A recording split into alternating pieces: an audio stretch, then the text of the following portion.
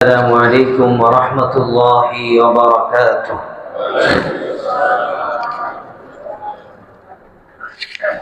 الحمد لله نحمده ونستعينه ونستغفره ونؤمن به ونتوكل عليه ونعوذ بالله من شرور أنفسنا ومن سيئات أعمالنا من يهده الله فلا مضل له ومن يضلله فلا هادي له وأشهد أن لا إله إلا الله وحده لا شريك له وأشهد أن سيدنا ونبينا ومولانا محمدا عبده ورسوله أرسله بالحق بشيرا ونذيرا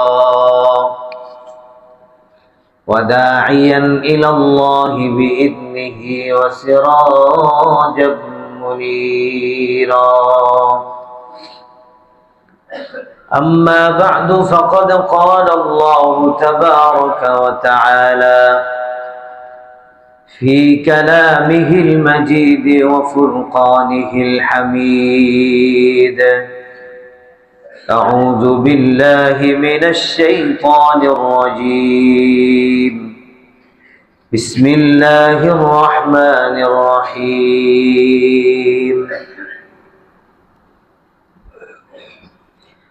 والفجر وليال عشر والشفع والوتر. فقال الله سبحانه وتعالى: ومن يعظم شعائر الله فإنها من تقوى القلوب. صدق الله مولانا العظيم. محبতের সাথে সবাই একবার দুরূদ শরীফ পড়ি। আল্লাহুম্মা সাল্লি আলা মুহাম্মাদিন ওয়া আলা আলি মুহাম্মাদ কামা সাল্লাইতা আলা ইব্রাহিম ওয়া আলা আলি ইব্রাহিম ইন্নাকা হামিদুম মাজিদ।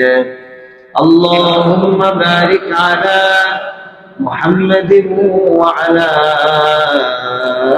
آل محمد كما باركت على إبراهيم وعلى آل إبراهيم إنك حميد مجيد. بلغ العلا بكماله كشف الدجى بجماله حسنت جميع خصاله صلوا عليه وآله. আলহামদুলিল্লাহ, আল্লাহ রাব্বুল আলামিনের দরবারে লক্ষ কোটি শুকরিয়া আদায় করি যে মহান আল্লাহ তাবারক ওয়া তাআলা আমাদেরকে দীর্ঘ একটি সপ্তাহ পর জুমার সালাত আদায় করার উদ্দেশ্যে কল্যাণপুর শাহী মসজিদে আসার জন্য এবং জুমার পূর্বে অত্যন্ত গুরুত্বপূর্ণ কিছু বিষয়ের আলোচনা শুনে নিজের জীবনকে উজ্জ্বল করার মতো তৌফিক দান করলেন। মহামালিকের দরবারে শুকরগুজার হই, হৃদয় উজাড় করে বলিষ্ঠ কণ্ঠে আওয়াজ দিয়ে সকলে পড়ি আলহামদুলিল্লাহ। আজ জুমার খুতবার সংক্ষিপ্ত সময়ে আমরা আলোচনা শুনব 12 মাসের মধ্যে শ্রেষ্ঠতম, গুরুত্বপূর্ণ, অত্যন্ত মহিমান্বিত একটি মাস জিলহজ মাসের ফজিলত, এবং আলোচনার মধ্যে আরো থাকবে জিলহজের প্রথম দশকের ফজিলত, এবং আরো থাকবে আরাফা, ইয়াউমে আরাফার ফজিলত, ইয়াউমুন নাহার তথা কুরবানির ফজিলত, এবং গুরুত্বপূর্ণ কিছু প্রশ্ন উত্তর সহ আজকের আলোচনাটি কয়েকটি বিষয়ে সন্নিবেশিত হবে। আল্লাহ রাব্বুল আলামিন আজকের আলোচনার মাধ্যমে আমাদের সকলকে উপকৃত হওয়ার তৌফিক দান করুন। সকলে পড়ি আমিন। সম্মানিত মুসল্লিয়ান ইকরাম, আমাদের আর 2-3 দিন পরেই আরবি একটি মাস আমাদের সামনে আগমন করছেন। যে মাসটির নাম হলো জিলহজ মাস। জিলহজ মাসের ফজিলত প্রথমে আমরা তুলে ধরি। জিলহজ মাসের ফজিলত সম্পর্কে মহান আল্লাহ রাব্বুল আলামিন সূরাতুত তাওবা এর 36 নম্বর আয়াতে বলেন, আমি পৃথিবীর মানুষের সময়কে নিয়ন্ত্রণ করার জন্য 12টি মাস তাদের জন্য আমি নির্ধারণ করেছি। মিনহা আরবাআতুন হুরুম, যে 12 মাসের মধ্যে 4টি মাসকে আমি মহিমান্বিত করেছি, সম্মানিত করেছি, অত্যন্ত বরকতময় করেছি। রাসূলুল্লাহ সাল্লাল্লাহু আলাইহি ওয়াসাল্লাম বলেন, সেই 12টি মাস হলো যুলকআদ মাস, দ্বিতীয় মাসের নাম হলো যুলহিজ্জা, তৃতীয় মাসের নাম হলো মুহররম, চতুর্থ মাসের নাম হলো সফর। এই 4টি মাসকে আল্লাহ রাব্বুল আলামিন বলেন, আমি নিজে এই 4 মাসকে সম্মানিত করেছি, তার মধ্যে জিলহজ মাস একটি। সুবহানাল্লাহ। সূরাতুল বাকারা 197 নম্বর আয়াতে আল্লাহ তাআলা জিলহজ মাসের ফজিলত বর্ণনা করতে গিয়ে বলেন, আল হাজ্জু আশহুরুম মা'লুমাত, হজের জন্য আমি কয়েকটি সম্মানিত মাসকে নির্ধারণ করেছি, নির্বাচন করেছি, চয়ন করেছি, ইন্তেখাব করেছি, সিলেক্ট করেছি। কয়েকটি মাসকে হজের জন্য আমি নির্ধারণ করলাম। তার মধ্যে একটি হলো শাওয়াল, দ্বিতীয় নম্বর যুলকআদ, তৃতীয় নম্বর যুলহিজ্জা। এই 3টি মাসকে হজের মাস বলে ঘোষণা করা হয়েছে। রাসূলুল্লাহ সাল্লাল্লাহু আলাইহি ওয়াসাল্লাম আরো বলেন, তোমাদের মধ্যে আগমন করছে এমন একটি মাস, হাযা শাহরুত তাকবীর, যে মাসটি হলো তাকবীরের মাস। হাযা ইয়াউমুল উযহিয়াতি, যে মাসটি হলো ত্যাগ, আল্লাহর রাস্তায় নিজের সমস্ত কিছুকে ত্যাগ দেওয়ার, কুরবানি দেওয়ার মাস। ওয়াল হিজ্জাতি, এবং যে মাসটিতে রয়েছে অত্যন্ত মহিমান্বিত গুরুত্বপূর্ণ একটি বিধান, হজের বিধান। এই মাসটি তোমাদের সামনে আগমন করছে, কাজেই তোমরা সকলে সতর্ক হও, জিলহজ মাস তোমাদের অত্যাসন্ন। মুহতারাম উপস্থিতি, এবার আমরা জিলহজ মাসের মধ্যে আবার প্রথম 10টি দিন আছে, যে 10টি দিন আমাদের নিকট অত্যন্ত গুরুত্বপূর্ণ বলে কোরআনের মধ্যে এবং হাদিসের মধ্যে পাওয়া যায়। মহান আল্লাহ রাব্বুল আলামিন সূরাতুল ফাজরের 2 নম্বর আয়াতের মধ্যে জিলহজের প্রথম 10টি রাত্রের কসম খেয়েছেন। তিনি বলছেন, ওয়াল ফাজরি, ফজরের কসম খাচ্ছি, ওয়ালায়ালিন আশরিন, এবং জিলহজ মাসের প্রথম দশকের রাত্রির আমি কসম খেয়ে বলছি, ওয়াশফি, আমি ইয়াউমে আরাফার কসম খেয়ে বলছি, ওয়াল ওয়াতরি, এবং ইয়াউমুল উযহিয়া, তথা কুরবানির দিনের কসম খেয়ে আমি বলছি। কত বড় গুরুত্বপূর্ণ হলে আল্লাহ তাআলা নিজের কসমের জন্য জিলহজ মাসের প্রথম 10 দিনের রাত্রকে তিনি নিয়ে আসতে পারেন। সুবহানাল্লাহ বলেন। সহিহুল জামি' হযরত জাবির ইবনে আব্দুল্লাহ রাদিয়াল্লাহু আনহু থেকে বর্ণিত, তিনি বলেন, রাসূলুল্লাহ সাল্লাল্লাহু আলাইহি ওয়াসাল্লাম ইরশাদ করেছেন, আফজালু আইয়ামিদ দুনিয়া, এই দুনিয়ার মধ্যে যত দিবস আছে, ওয়া আফজালু লায়ালিদ দুনিয়া, এই দুনিয়ার মধ্যে যত রাত্রি আছে, দুনিয়ার মধ্যে যত দিবস আছে, দুনিয়ার মধ্যে যত রাত্রি আছে, সমস্ত দিবস এবং সমস্ত রাত্রির চেয়ে আফজালু, অত্যন্ত শ্রেষ্ঠ, অত্যন্ত বরকতময়, অত্যন্ত মহিমান্বিত, আল্লাহ তাআলার নিকট অত্যন্ত প্রিয় হলো আইয়ামুল আশরি মিন জিলহিজ্জা, জিলহজের প্রথম দশকের রাত্রি। সুবহানাল্লাহ। তার নবীজি বলার ধরনটা দেখেন, আফজালু আইয়ামিদ দুনিয়া, দুনিয়ায় কিয়ামত পর্যন্ত যত দিন আসবে, দুনিয়ায় কিয়ামত পর্যন্ত যত রাত্রি আসবে, আল্লাহর নবী বলেন সমস্ত দিন এবং রাত্রির মধ্যে আল্লাহর নিকট প্রিয় হলো জিলহজের প্রথম দশকের রাত। সহিহুল বুখারী 969 নম্বর হাদিস। রাসূলুল্লাহ সাল্লাল্লাহু আলাইহি ওয়াসাল্লাম একবার তিনি দাঁড়ালেন, সাহাবীদের মাঝে দাঁড়িয়ে তিনি বলছেন, মা মিন আইয়ামিন আল আমালু সালিহু ফীহিন্না, পৃথিবীর মধ্যে যতগুলো দিন আছে, বছরে যতগুলো দিন আসে, মাসে যতগুলো দিন আসে, সপ্তাহে যতগুলো দিন আসে, বছরে যতগুলো দিন আসে, যেই সমস্ত দিনের মধ্যে আল্লাহর ইবাদত করা হয়, আহাব্বু ইলাল্লাহি মিন হাযিহিল আইয়ামিল আশরা, এই সমস্ত ইবাদতওয়ালা দিনগুলোর মধ্যে আল্লাহর নিকট প্রিয় হলো জিলহজের প্রথম দশকের ইবাদত। ফাকালু ইয়া রাসূলুল্লাহ, এক সাহাবী দাঁড়িয়ে গেলেন, প্রশ্ন করলেন, ইয়া রাসূলুল্লাহ ওয়ালাল জিহাদু ফি সাবিলিল্লাহ, আল্লাহর রাস্তায় জিহাদ করা, আল্লাহর রাস্তায় কিতাল করা, শত্রুর বিরুদ্ধে লড়াই করার জন্য, ইসলামকে বুলন্দ করার জন্য, ইসলামের পতাকাকে উড্ডীন করার জন্য রক্ত প্রবাহের মাধ্যমে অস্ত্র নিয়ে আল্লাহর রাস্তায় জিহাদের জন্য কোন ব্যক্তি বের হয়ে গেল, তার এই জিহাদটাও কি জিলহজের প্রথম দশকের ইবাদতের চাইতে বেশি সওয়াব নয়? আল্লাহ রাসূল বলেন, ওয়ালাল জিহাদু ফি সাবিলিল্লাহ, না না, জিহাদ ফি সাবিলিল্লাহ চাইতেও বেশি দামি হলো জিলহজের প্রথম দশকের ইবাদত। জিহাদ ফি সাবিলিল্লাহ চেয়ে বেশি দামি হলো জিলহজের প্রথম দশকের ইবাদত।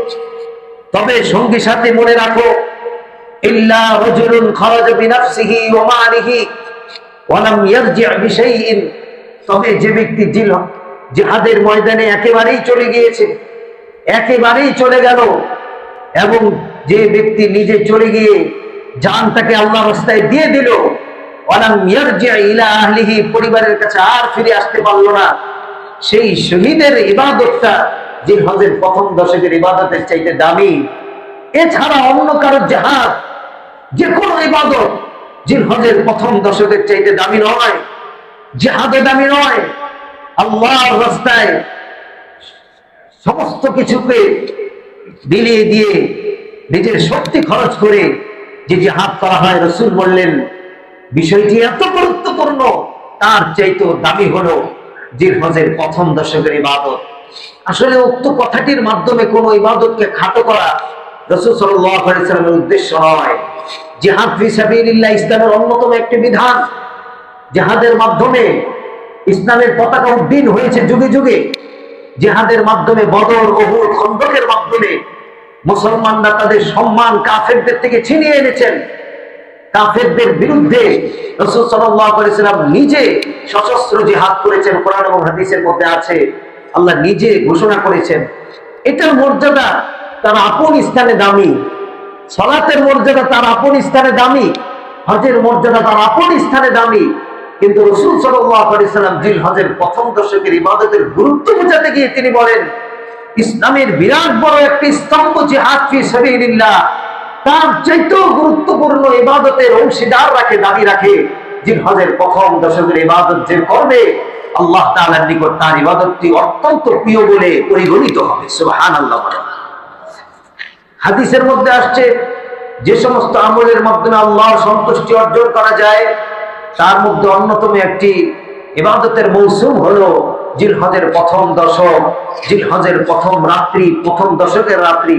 এই রাত্রিগুলো এবং দিবসগুলো ইবাদতের মাধ্যমে আল্লাহ তার প্রতি রাজি খুশি হয়ে যান, আল্লাহর সন্তুষ্টি অর্জন করা সম্ভব।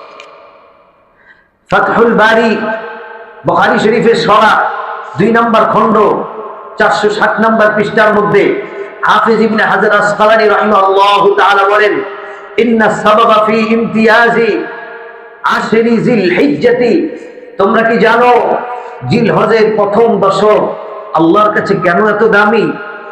লিমাকানি ইজতিমাই উম্মাহাতিল ইবাদাতি ফীহি, এই জিলহজের প্রথম দশকের মধ্যে গুরুত্বপূর্ণ কিছু ইবাদতকে আল্লাহ তাআলা সন্নিবেশিত করেছেন, গুরুত্বপূর্ণ কিছু ইবাদতকে আল্লাহ তাআলা একান্নভুক্ত করেছেন, গুরুত্বপূর্ণ কিছু ইবাদতকে আল্লাহ রাব্বুল আলামিন জিলহজের প্রথম দশকের মধ্যে প্যাকেট করে দিয়েছেন।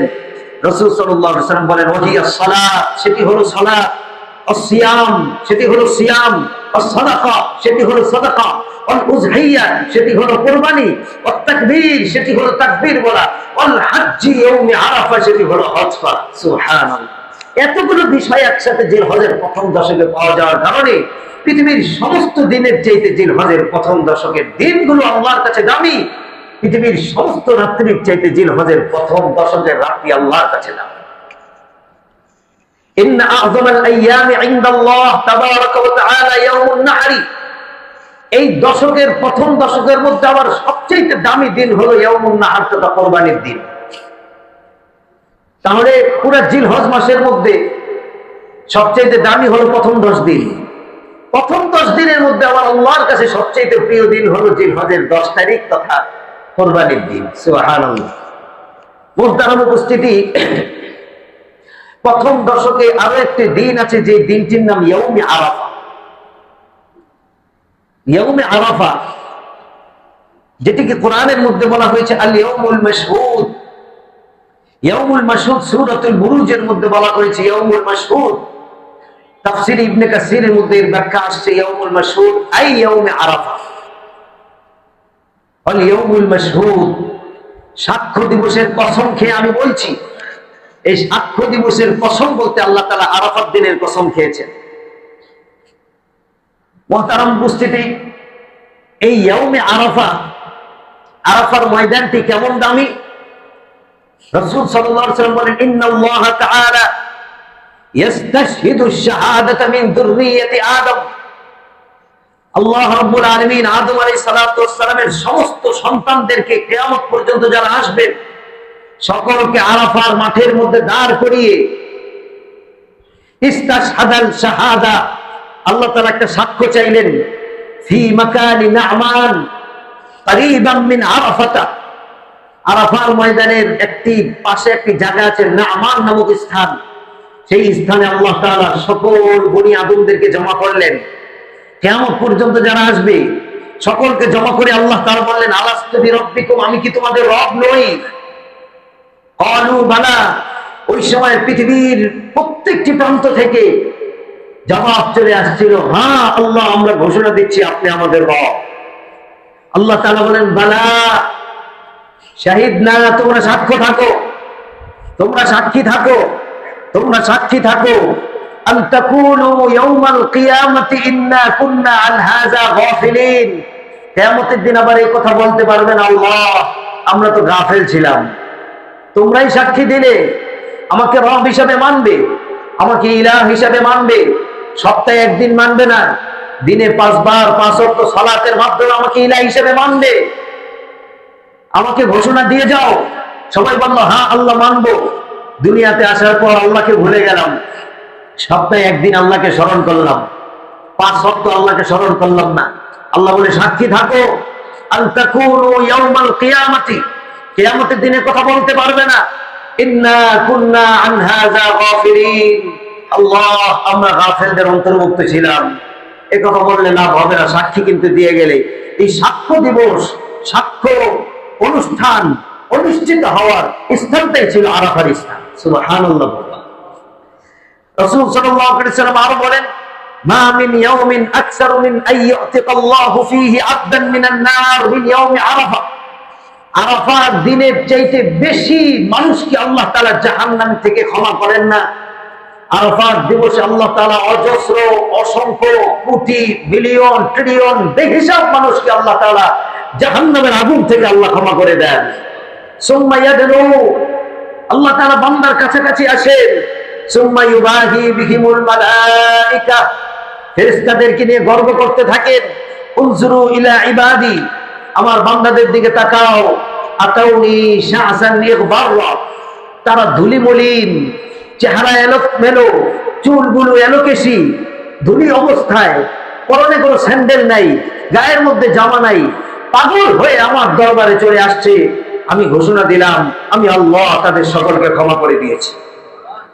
রাসূল সাল্লাল্লাহু আলাইহি ওয়াসাল্লাম আরো বলেন, খায়রুদ দুআই দুআউ ইয়াউমি আরাফা, সবচেয়ে দামি দোয়া হলো ইয়াউমে আরাফার দোয়া। সেই দোয়াটি হলো, লা ইলাহা ইল্লাল্লাহু ওয়াহদাহু লা শারীকা লাহু লাহুল মুলকু ওয়া লাহুল হামদু ইউহয়ী ওয়া ইউমীতু ওয়া হুয়া আলা কুল্লি শাইইন কাদির।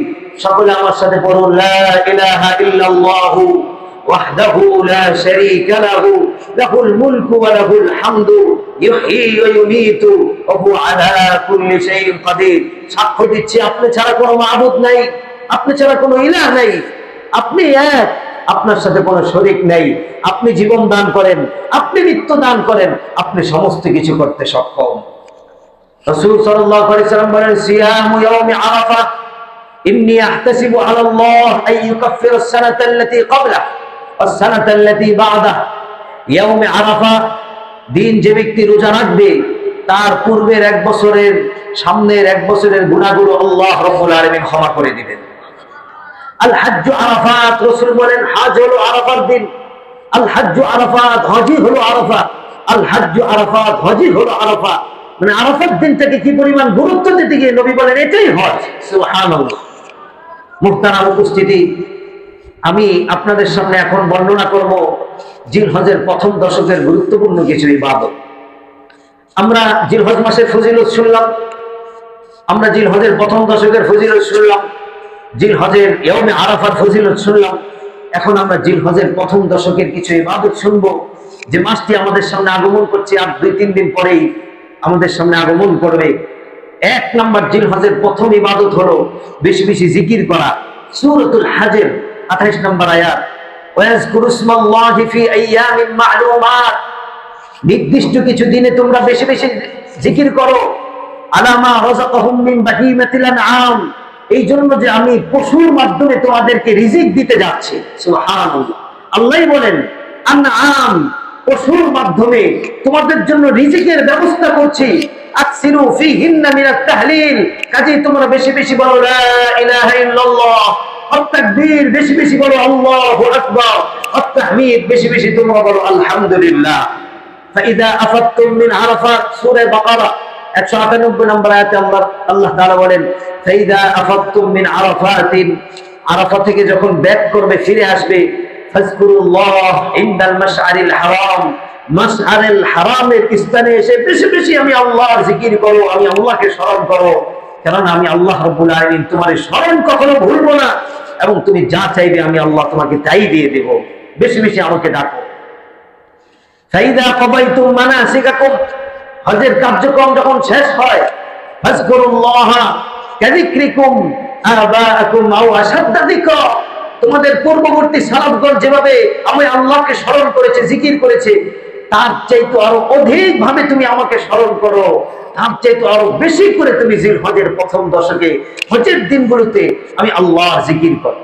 তাহলে জিলহজের প্রথম দশকের অন্যতম একটি ইবাদত হলো বেশি বেশি জিকির করা, বেশি বেশি তাকবীর বলা, বেশি বেশি জিকির গুলো করা। 2 নম্বর একটি গুরুত্বপূর্ণ আমল, জিলহজের চাঁদ উঠার আগে আগে হাতের নখ, মুছ, চুল সমস্ত কিছু কেটে ফেলা। জিলহজের চাঁদ উঠার পরে আর নখ, চুল, পশম ইত্যাদি না কাটা নবী করিম সাল্লাল্লাহু আলাইহি সাল্লামের একটি আযীমুশ শান সুন্নাহ। মুসলিম শরীফের হাদিস 1977 নম্বর হাদিস, মান রাআ হিলাল জিলহিজ্জাতি, রাসূল সাল্লাল্লাহু আলাইহি সাল্লাম বলেন যে জিলহজ মাসের চাঁদ দেখলো, ওয়া আরাদা আন ইউযাহিয়া, এবং সে কুরবানি করার ইচ্ছা পোষণ করেছে, ফালা ইয়াকুদান্না মিন শারিহি, সে যেন তার চুলটি না কাটে, ওয়ালা মিন আসফারিহি, এবং সে যেন তার নখ না কাটে, এবং সে যেন তার পশম ইত্যাদি না কাটে। সে পরিপূর্ণ গরু জবাই হওয়ার সঙ্গে সঙ্গে তারপরে কাটবে।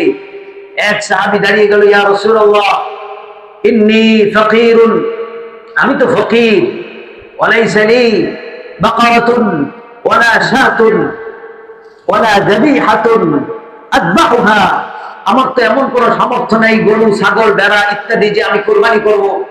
ইয়া রাসূলুল্লাহ, আমারও কি হুকুম? আল্লাহ রাসূল বলেন, হ্যাঁ, তুমিও যে কুরবানি করবা না, তুমি যদি চুল, মোচ, তারপরে হাতের নখ ইত্যাদি কাটা থেকে এই 10 দিন বিরত থাকো, এবং কোরবানি হওয়ার পরে যারা সবসময় ঈদের নামাজের পরে কোরবানি চালু হয়ে গেছে, এরপরে যদি তুমি কাটো, ফাতিলকা তামামু মুযহিয়াতিক, তাহলে তোমারও পরিপূর্ণ একটা কোরবানির সওয়াব আল্লাহ তাআলা তোমাকে দান করবে।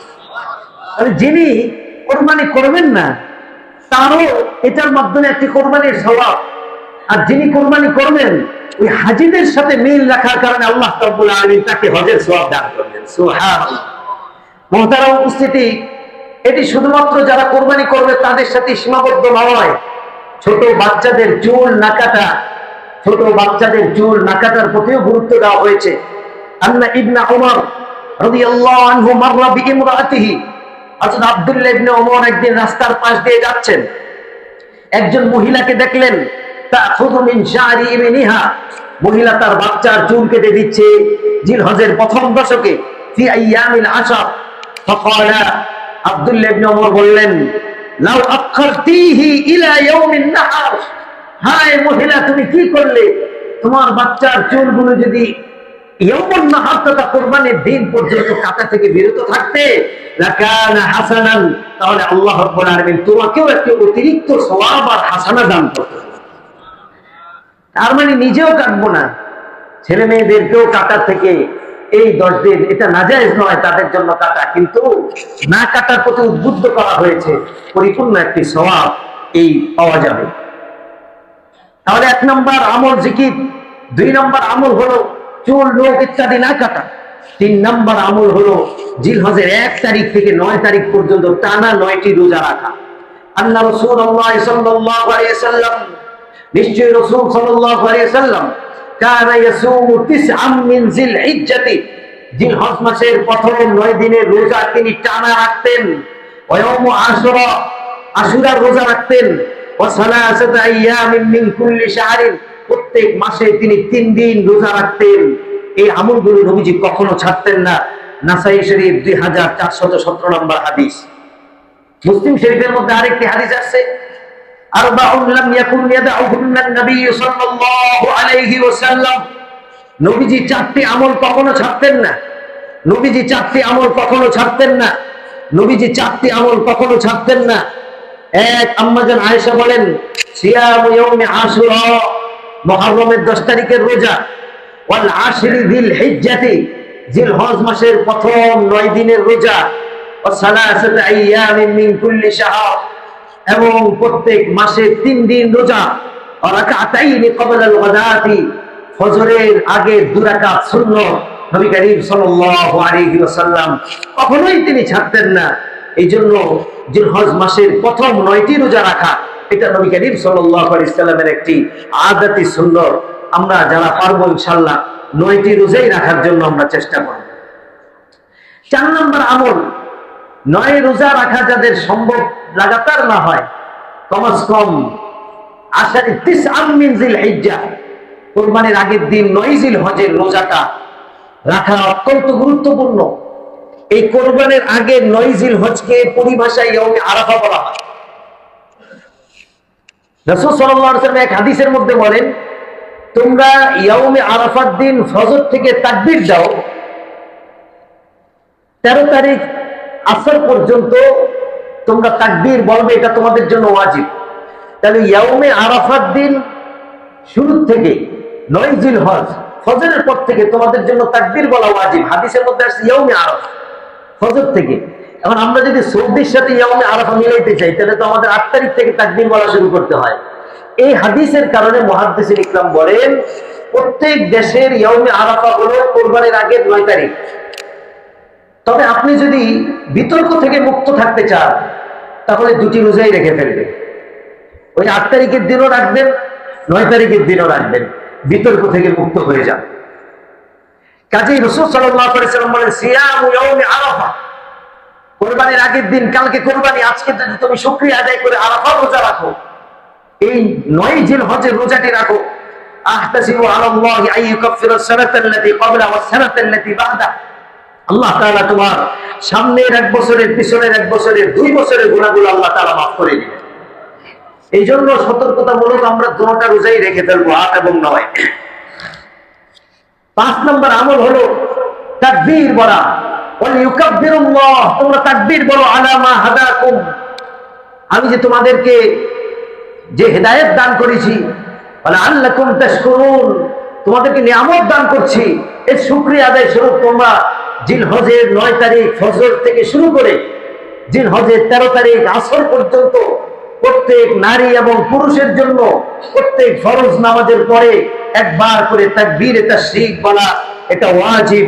তাকবীরে তাশরিকটি হলো আমার সাথে সাথে বলুন আল্লাহু আকবার, আল্লাহু আকবার, লা ইলাহা ইল্লাল্লাহু, আল্লাহু আকবার, আল্লাহু আকবার, ওয়ালিল্লাহিল হামদ। জিলহজের 6 নম্বর আমল হলো ঈদের সালাত আদায় করা, 7 নম্বর আমল কুরবানি করা, 8 নম্বর আমল হলো বেশি বেশি ইবাদত করা। তিরমিজি শরীফের 758 নম্বর হাদিসের মধ্যে আসছে, ইয়াদিলু সিয়ামি কুল্লি ইয়াউমিন বিসিয়ামি সানাতিন ওয়া কিয়ামু কুল্লি লাইলাতিন কাকিয়ামি লাইলাতিল কদরি। জিলহজের প্রথম দশকে 9 দিনের এক একটা রোজা এক এক বছর রোজা রাখার সমপরিমাণ সওয়াব, এক এক রাতের ইবাদত লাইলাতুল কদরে রাতের ইবাদতের সমপরিমাণ সওয়াব। সুবহানাল্লাহ। এটা তিরমিজি শরীফের হাদিস। তাহলে কি পরিমাণ গুরুত্বপূর্ণ, কি পরিমাণ সিয়াম গুরুত্বপূর্ণ, আর কি পরিমাণ সালাত এবং দোয়া গুরুত্বপূর্ণ। কাজে এই মাসটি আমাদের অত্যন্ত মহিমান্বিত, গুরুত্বপূর্ণ, গুরুত্ব আরোপ করা চাই, ইবাদতের জজবা দিলের ভিতরে পয়দা করা চাই। এখন আমি আপনাদের সামনে বর্ণনা করব আহাম্মিয়াতুল উযহিয়্যাতি ওয়া ফাদাইলাহা। আমি আপনাদের সামনে এখন কুরবানির কিছু ফজিলত সম্পর্কে কিছু হাদিস এবং কোরআন নিয়ে আসবো। রাসূল সাল্লাল্লাহু আলাইহি সাল্লাম কুরবানির দিনটাকে তিনি বলেন হাযা ইয়াউমুল হাজ্জিল আকবার, এটা হলো হজের মধ্যে সবচেয়ে বড় দিন হলো কুরবানির দিন। তিরমিজি শরীফের মধ্যে আরেকটি হাদিস আসছে, ওহে আমার উম্মতগণ, তোমরা যে কুরবানিটুকু আল্লাহর রাস্তায় দিবে এটা শুধুমাত্র খাবারের জন্য, বিনোদনের জন্য আর নাম ফুটানোর জন্য, সেলফি তোলার জন্য নয়। ইন্নাহু লা ইয়াতি ইয়াউমাল কিয়ামাতি বিকুরুনিহা। এই উযহিয়াটা যদি পরিপূর্ণ ইখলাসের সাথে হয় তাহলে তোমার এই উযহিয়া কুরবানি কিয়ামতের দিন তার খুর সহ, ওয়াশআরিহা পশম সহ, ওয়াজলাফিহা এবং খুর আর শিং সহ কিয়ামতের দিন আল্লাহর দরবারে এই তোমার এই উযহিয়া কুরবানিটা আল্লাহর দরবারে উপস্থিত হবে সুপারিশ করার জন্য। ওয়া ইন্নাদ দাম লা ইয়াকাউ মিনাল্লাহি বিমাকানিন ক্বাবলা আন ইয়াকা আলাল আরদি। মনে রেখো, তোমার পশুর রক্ত ইমাম সাহেব ছুরি চালানোর সঙ্গে সঙ্গে জমিনে পড়ার আগে আগে আল্লাহ তাআলা তোমার সমস্ত গুনাহগুলো মাফ করে দেন। রক্ত জমিনে পড়ার আগে সমস্ত গুনাহ মাফ, রক্ত জমিনে পড়ার আগে সমস্ত গুনাহ মাফ। আর এই পশুটি কিয়ামতের দিন হবে অত্যন্ত সুপারিশকারী একটা পশু। ফাতিমু বিহা নাফসান, আনন্দ চিত্তে কুরবানি দাও, আনন্দ চিত্তে কুরবানি দাও। তিমু বিহা নাফসান, এটাকে নিজের জন্য বোঝা মনে করো না, এটাকে তুমি জরিমানা মনে করো না। আরে সমাজের মানুষ কি বলবো না দিলে এটা মনে করো না। আনন্দের সাথে আল্লাহর রাস্তায় তুমি নিজের ত্যাগটা আল্লাহর রাস্তায় বিলিয়ে দাও। 4 নম্বর হাদিস, রাসূল সাল্লাল্লাহু আলাইহি ওয়াসাল্লাম বলেন, ইয়া ফাতেমা, হে ফাতেমা, ইযহাবি ইলা উযহিয়াতিক, তোমার পশু কুরবানি হচ্ছে, ফাশহাদিহা, তুমি দেখো, সেখানে গিয়ে দাঁড়াও।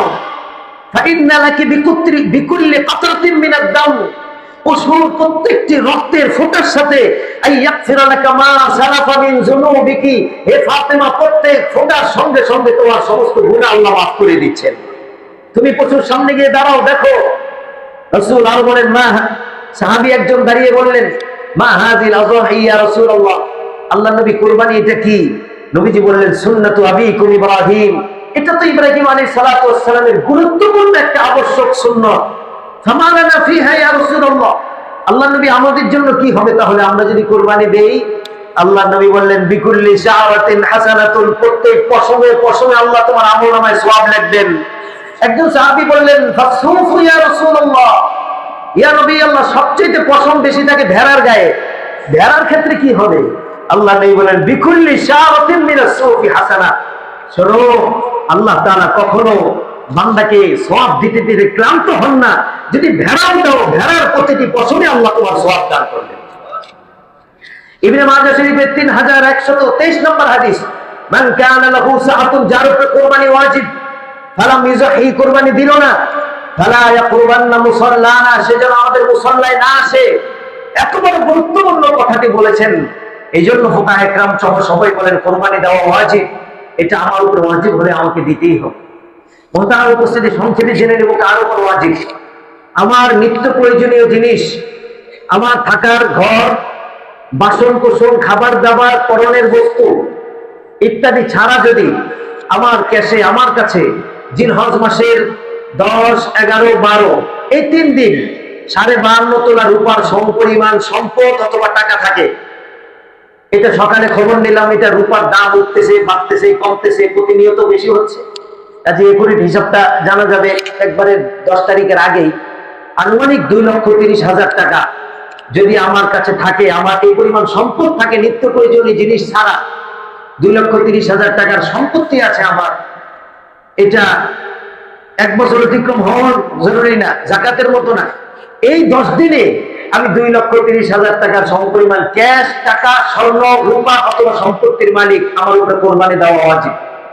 যে কোনো ভাবে আমাকে কোরবানি দিতে হবে। স্ত্রীর উপরে ওয়াজিব, তো স্ত্রীকে দিতে হবে।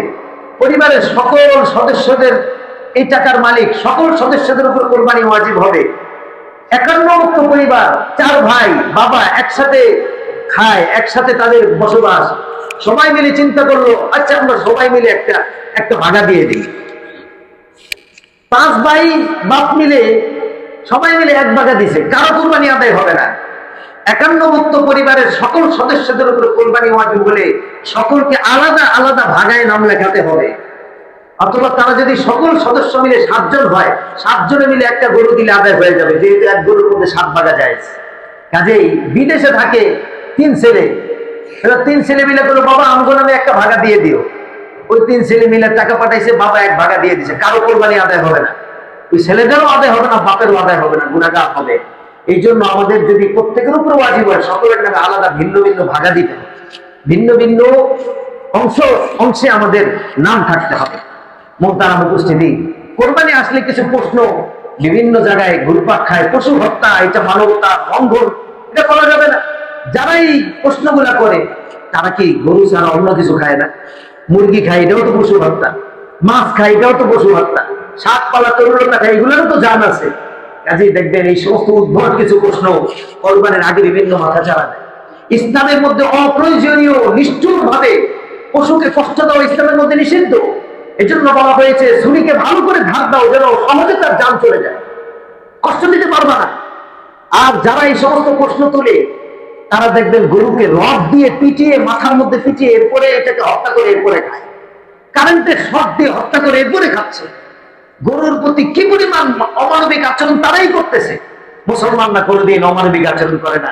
আল্লাহ পাক বলেন এগুলোকে আমি সৃষ্টি করেছি তোমাদের রিজিকের জন্য, তোমাদেরকে আমি এগুলোর মাধ্যমে রিজিক দিই, দারিদ্রের উপকার হয় এবং পশু যেন কষ্ট না পায়, সেজন্য আমাদেরকে খুব আদেশ করা হয়েছে হাত থেকে এমন ভাবে আনবে যেন পশুরা কষ্ট না পায়, এমন ভাবে জবাই দিলে যেন কষ্ট না পায়। অথচ দেখেন আমাদের পার্শ্ববর্তী দেশে মুসলমানদের একটি প্রাণী বিড়াল, এটা তারা দাবি করতেছে এটা মুসলমানদের প্রাণী। এই জন্য বিড়ালকে একসাথে জমা করে তারা আসমানে এভাবে উঠিয়ে আছাড় দিয়ে দিয়ে বিড়ালটাকে মারতেছে। এই মুসলমানদের প্রাণী দেখে এই জন্য এগুলাকে আছাড় দিয়ে তারা মারতেছে। এটা পশু হত্যা না। কবুতর মুসলমানদের প্রাণী, এটা দাবি করে তারা কবুতর ধরতেছে আর এভাবে টেনে মাথাগুলো ছিঁড়ে একদিকে ফেলাই দিচ্ছে, কবুতর তারা হত্যা করতেছে। এটা মুসলমানদের প্রাণী। এইভাবে আমাদের সাথে তারা বিদ্বেষ পোষণ করতেছে। এগুলো পশু হত্যা না। যারাই এই সমস্ত দাবি করতেছে তারা পশুর প্রতি অত্যন্ত অমানবিক, এবং পশু হত্যা অমানবিক বলে তারা মানুষকে হত্যা করতেছে, মানুষকে ঘর থেকে তুলে নিয়ে যাইতেছে, মামুনদেরকে ঘর থেকে তুলে নিয়ে গিয়ে তারা র্যাপ করতেছে, দাঁড়িয়ে আছে তো তার উপরে তারা আক্রমণ শুরু করতেছে। এগুলো বর্বর, এগুলো অমানবিক, এগুলার প্রতি প্রতিবাদ আমাদের জানানো উচিত। কাজে কোন মুসলমান যেন কোন প্রোপাগান্ডায়, কোন প্ররোচনায় আমরা যেন কান না দেই। এটা একটি নিছক ইবাদত।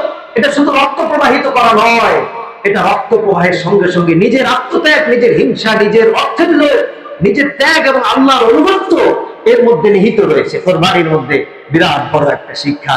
কাজে আমরা যদি কোরবানি না দেই, আল্লাহ রাসূল বলে এই গুরুত্বপূর্ণ ইবাদতটি পালন না করার কারণে তুমি আমাদের ঈদগাহে আসবে, তোমাকে আমরা দেখতে চাই না। এই জন্য মেরে মুহতারাম উপস্থিতি, যাদের উপর কোরবানি ওয়াজিব, অত্যন্ত ভালোভাবে সুন্দর করে আমরা কোরবানি দেওয়ার জন্য নিয়ত করি। ইনশাআল্লাহ আগামী সপ্তাহে আমাদের কোরবানির মাসাইলের উপরে আলোচনা হবে। গুরুত্বপূর্ণ মাসালাকে আমরা আগামী সপ্তাহে আমরা ইনশাআল্লাহ জানবো। কারো কোনো কিছু জানার থাকলে আগামী সপ্তাহে আপনারা প্রশ্ন পাঠাবেন। আল্লাহ